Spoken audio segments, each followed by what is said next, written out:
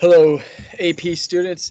It's been a long time. It's Menenberg here. We are in the middle of our Washington State summer, which for once it's actually pretty nice out. So I'm outside, and if I'm squinting, it's because it's really bright and I'm not wearing sunglasses so I can see you all.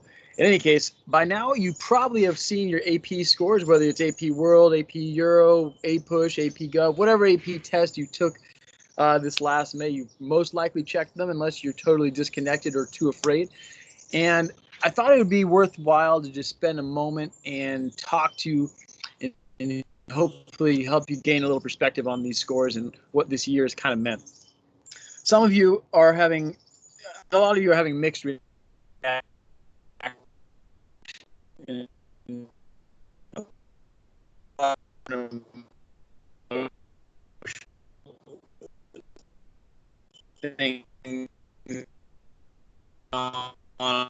With the scores. There's a lot of information, and the instruction that came before the test was different.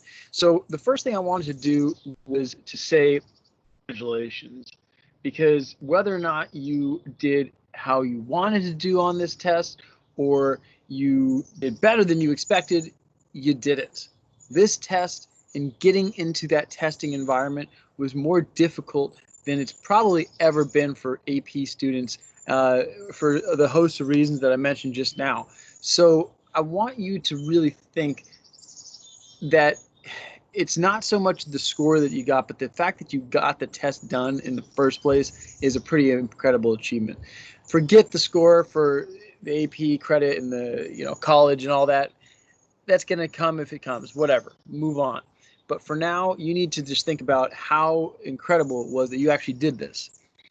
The second thing I want to just highlight, like just thinking about this, like I've had a lot of students ask me, like, because I make predictions at the semester mark. Semester one, I predict what my students are going to get, and I'm usually pretty good at it.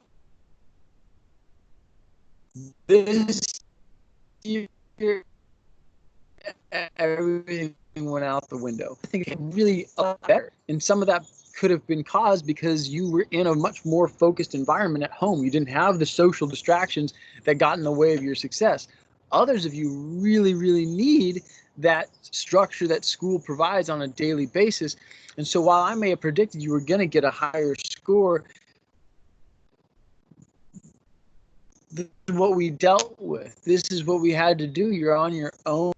You're at home taking online practice tests. You're a week at the most.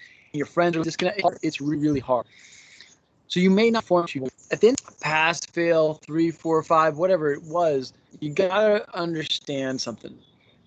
When you're my age, you'll start to realize this even more and more. But this one test, this 45-minute online test, is it's so hard for that moment, that brief moment of one day in your hopefully very long life, that is meant to be an indicator of how well you know history or how well you know whatever the subject was.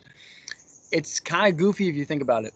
I mean, let's be honest, the 3.5 hour test that it usually is still a ton of pressure to put on one person at one time to demonstrate what they know. It doesn't always happen that way. Some people test really well, some people don't. It doesn't mean you don't know the stuff, it doesn't mean you're not good at it. I saw so many of your practice questions. I saw so many of your tests before, and I know your abilities. I know what you know, and you guys are all really remarkable students.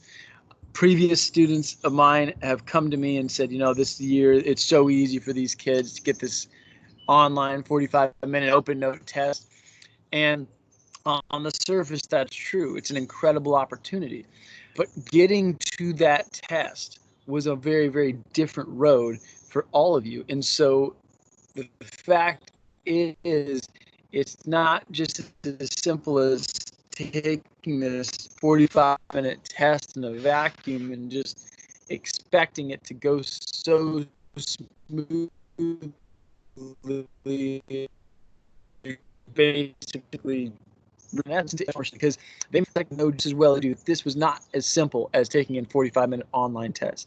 It's just not. There's no asterisk next to your score, people. There's no footnote in history. Oh, by the way, these are the COVID kids. Yeah, you are. But you know what? That's a pretty remarkable thing that you did. You did exceptionally well. My AP World kids. Now, I don't know my AP Euro scores yet. I only know a couple of kids. 98% pass rate. Highest pass rate I've ever had. Just, again, congratulate you people for doing that. It's a really, really impressive thing you've done in the midst of a situation that none of you could have possibly anticipated or prepared for. It's amazing. I'm really, really proud of you. And I hope if you're disappointed, this provides some encouragement, perspective. If you are still kind of bummed out by your score, don't let it defeat you, because there's always next year. And even if you don't excel in AP scores or AP tests, it doesn't mean you aren't a fantastic student who knows a ton of stuff and is good at a lot of things. But it certainly doesn't mean it has to define you. Scores should never define you. I took these AP tests when I was your age, and look, I can count on absolutely zero hands the number of adults who have asked me what I got in the AP World Test. So forget it. Let's move on, people. You're more than a test score. You're more than a 45-minute test session online during a pandemic. I think you've earned yourself some well-deserved relaxation and fun this summer. So go do it. Tell me what you're going to be up to. Hopefully it's school appropriate. But like, comment, subscribe. I want to hear from you. I want to hear your stories about your scores. Don't share them with each other. You can share them with me. This is not about who got what and competing with each other. It's all about you, people, competing with yourselves. So you can always do better. Doesn't matter what score you got.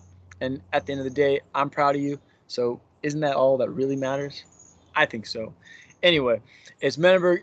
I'm going to see you hopefully again later this summer. We'll be posting some videos, and I hope you're all doing well. I'll talk to you later on, people.